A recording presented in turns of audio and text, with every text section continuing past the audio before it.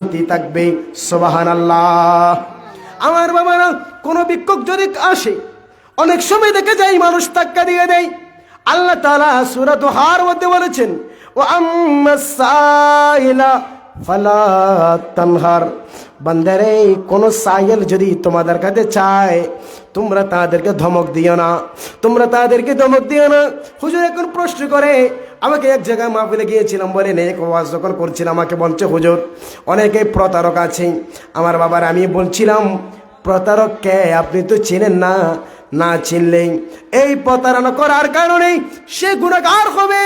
কিন্তু আপনার উচিত হবে, থাকলে পকেটে টাকা দিবেন, না থাকলেও সুন্দর কথা বলবেন, বাবার আমার কাছে টাকা নাই, আপনি আরেকদিন চাইবেন আমার কাছে, ইনশাল্লাহ দোয়া করবেন, রিজিক আল্লাহ যদি আমাকে আরো বাড়িয়ে দেয় আপনাকে আমি কিছু সাহায্য করব।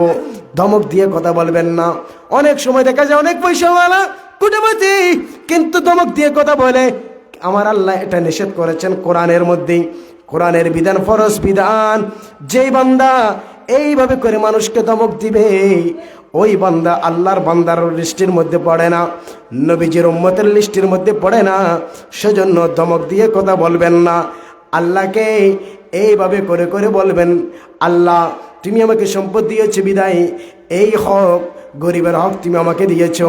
আল্লাহ রিজিক তো তুমি দিয়েছো, আল্লাহ বার তোমার রিজিক তোমার বান্দাকে দিচ্ছি। আল্লাহ খুশি হয়ে যাবে, আল্লাহ আপনাকে আরো বেশি বেশি রিজিক বাড়িয়ে দিবে। সুবহানাল্লাহ। আমার বাবারা, অনেক সময় মানুষকে আমরা দৌড়াইয়ে দিই, কিন্তু আমার আল্লাহ বলছেন কোরআন শরীফের মধ্যে পারা নম্বর 26 পৃষ্ঠা নম্বর 20, হাক্কুল লিসাইলি ওয়াল মাহরুম। বান্দা শুনো শুনো শুনো, তোমার সম্পদের ভিতরে মাহরুম বান্দার হক আছে, যারা সায়েল আছে, ভিক্ষুক আছে, তাদেরও হক আছে। সুবহানাল্লাহ।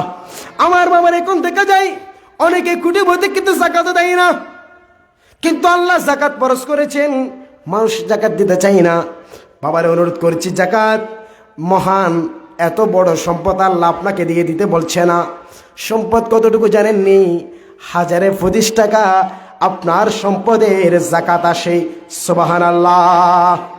আমার বাবারা, আপনার পুরো সম্পদ হিসাব করার পরে যদি যাকাতের মধ্যে 1 লক্ষ টাকা আসে, 2 লক্ষ টাকা আছে, 3 লক্ষ টাকা আসে, সবগুলো হিসাব করার পরে আপনি প্রতি হাজারে এইভাবে করে হাজারে 2.5 টাকা করে করে প্রায় 1 লক্ষ টাকার ভিতরে 2,500 টাকা যাকাত আসে। এই টাকাগুলা আপনার নয়, এই টাকাগুলা গরিবের